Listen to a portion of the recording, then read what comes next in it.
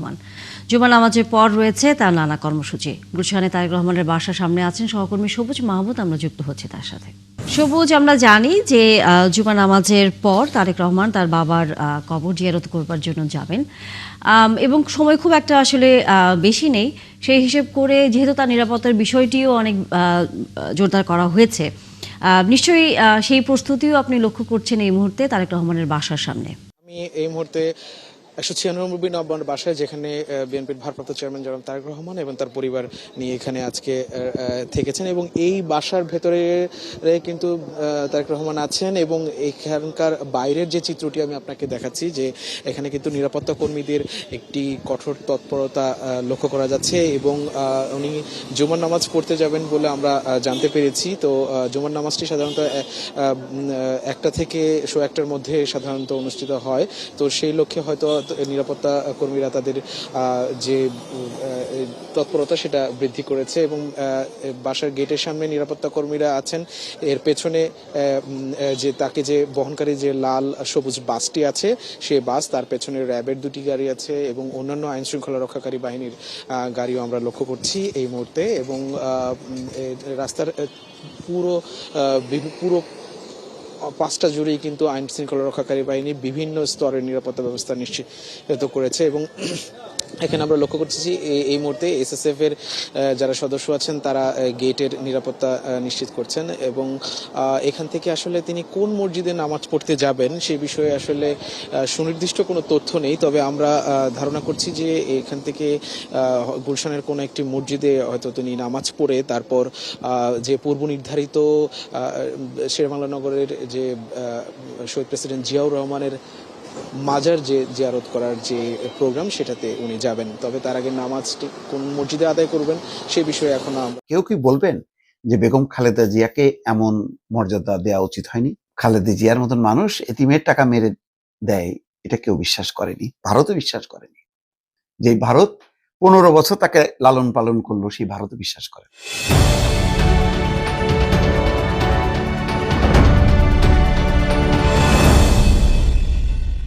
দর্শক, কাল থেকে আমি ভাবছি যে এই যে একটা মানে বিস্ময়কর, অবিস্মরণীয় যে শেষ যাত্রা হলো, মহাপ্রয়াণ হলো,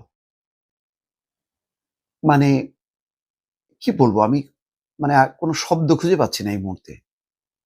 শুধু চিন্তা করছি যে আমরা বর্তমান রাজনৈতিক পরিস্থিতি নিয়ে খুব অসন্তোষ, যে এই সরকার কত তাড়াতাড়ি বিদায় হবে, মানে ইউনুস গেলেই বাঁচি, এরকম যেন একটা ভাব। কিন্তু খেয়াল করেন তো, আজকে যেটা গত 2-3 দিন ধরে ঘটছে, সেটা যদি কোনো রাজনৈতিক সরকার থাকতো, আর বিশেষ করে শেখ হাসিনার সরকার যদি ক্ষমতায় থাকতো, তাহলে কি হতো?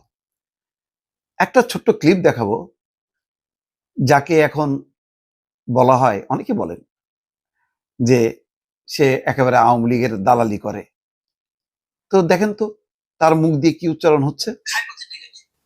এখনো যদি শেখ হাসিনা ক্ষমতায় থাকতো এবং এই সময় যদি খালেদা জিয়া মারা যেত, তাহলে এমন একটা জানাজানি হতে পারতো?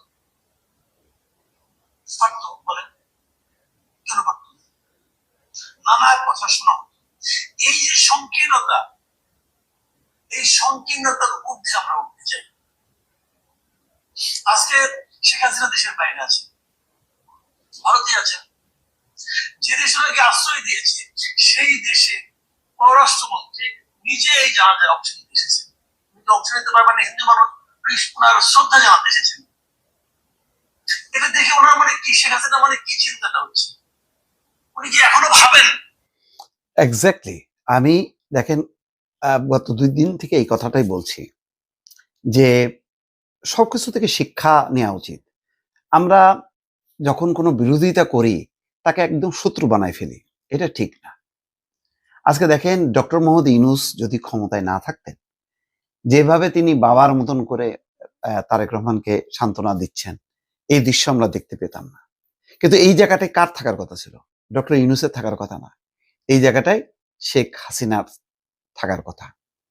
আজকে যেই মর্যাদাটা, কেউ কি বলবেন যে বেগম খালেদা জিয়াকে এমন মর্যাদা দেওয়া উচিত হয়নি? আমার ধারণা কেউ না। মুক্ত পরিবেশে মানুষ তার ভালোবাসা, তার শ্রদ্ধা জানাচ্ছে। এই যে এখন সমাধি স্থলটা উন্মুক্ত করে দেওয়া হয়েছে, এই যে মানুষজন আসছে, সাধারণ মানুষ, কয়জন রাজনীতি, অনেক মানুষ আসছেন, কারণ তারা ওই জানাজার সময় আসতে পারেননি। তারপরে নিষেধাজ্ঞা ছিল ওই কবরের ওখানে যাওয়া, এখন কিন্তু দলে দলে আসছে। এটাই হচ্ছে রাজনীতি। এটা শেখ মুজিবুর রহমানকে আবর্তিত হয়, জিয়াউর রহমানকে নিয়ে আবর্তিত হয়, এরকম কিছু কিছু মানুষকে নিয়ে আবর্তিত হয়। কিন্তু আমরা কি করি, আমরা এটা মানতে চাই না, প্রতিপক্ষকে একদম নর্দমায় মানে ঠেলে দিই। আজকে দেখেন, এতিমের টাকা চুরি করার কথা বলেছেন, বারবার বলতেন, সেই শেখ হাসিনা দিল্লিতে, সেই দিল্লির শাসনে যারা আছেন, সেই বিজেপির পররাষ্ট্রমন্ত্রী কোথায় আসছেন? তিনি জয়শঙ্কর, তিনি কোথায় আসছেন? তিনি কিন্তু বাংলাদেশে এসে শ্রদ্ধা জানালেন ওই এতিমের টাকা মেরে দেওয়া বেগম খালেদা জিয়াকে। তার মানে কি? তার মানে হচ্ছে কেউ বিশ্বাস করেনি যে এতিমের টাকা মেরে দেওয়া। খালেদা জিয়ার মতন মানুষ এতিমের টাকা মেরে দেয়, এটা কেউ বিশ্বাস করেনি, ভারতও বিশ্বাস করেনি। যে ভারত 15 বছর তাকে লালন পালন করলো, সেই ভারতও বিশ্বাস করে না। সবাই বিশ্বাস করে এটা রাজনৈতিক প্রতিহিংসা। এখন অফুরন্ত অবসর শেখ হাসিনার, তাই না?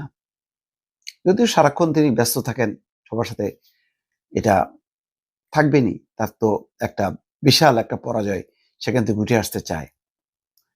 তো একটু ঠান্ডা মাথায় এখন চিন্তা করা উচিত এই ভুলগুলো, যে বিএনপি, খালেদা জিয়া, জিয়াউর রহমান, তাদের যে পাহাড় সম জনপ্রিয়তা, অবস্থান, সেই অবস্থানকে ঘৃণা দিয়ে, হিংসা দিয়ে, বিদ্বেষ দিয়ে খাটো করা ঠিক হয়নি।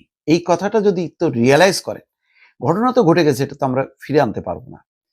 এটা রাজনীতির শিক্ষাটা সবার জন্য। আপনি ঘৃণা ছড়াবেন না, আপনি প্রতিহিংসা ছড়াবেন না, কারোর উন্নতিতে আপনি নিজে নিজে জ্বলবেন, এই মানসিকতা আপনাকে ভুলে যেতে হবে। মানে যতটা যে বাংলাদেশে যে কয়টা নির্বাচন হয়েছে, যে কয়টা নির্বাচন, যে আসনে তিনি প্রতিদ্বন্দ্বিতা করেছেন, সবগুলো আসনে তিনি জিতেছেন।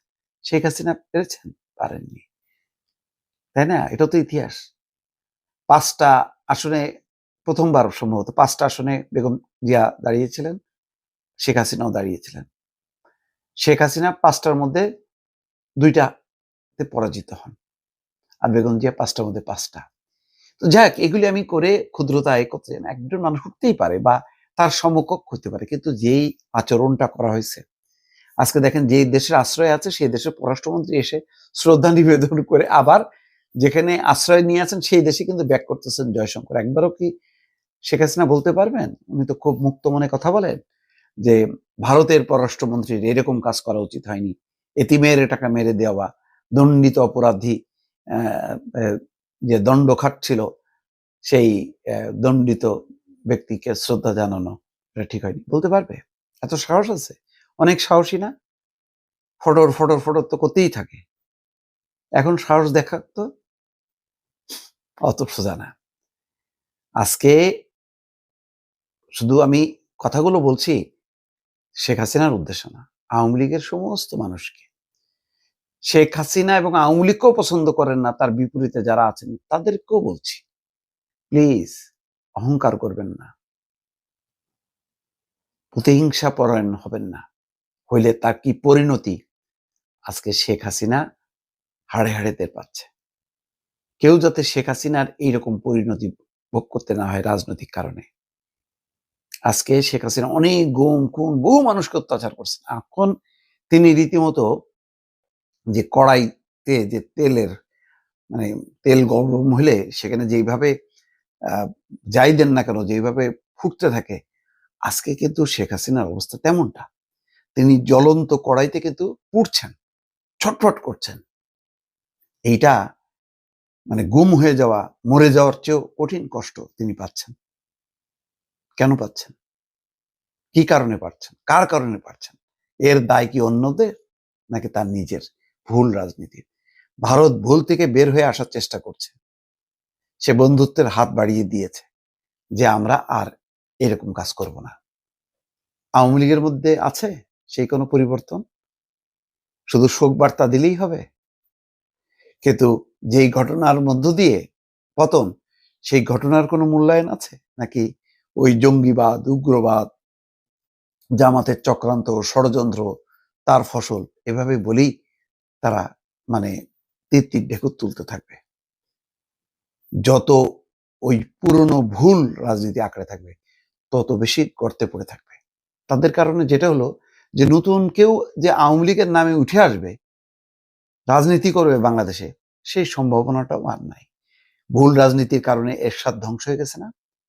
সেই এরশাদের পথ ধরে সেই জাতীয় পার্টি আর মাথা তুলে দাঁড়াতে পারছে বলেন? পারেনি। একই পরিণতির দিকে সম্ভবত আওয়ামী লীগও যাচ্ছে।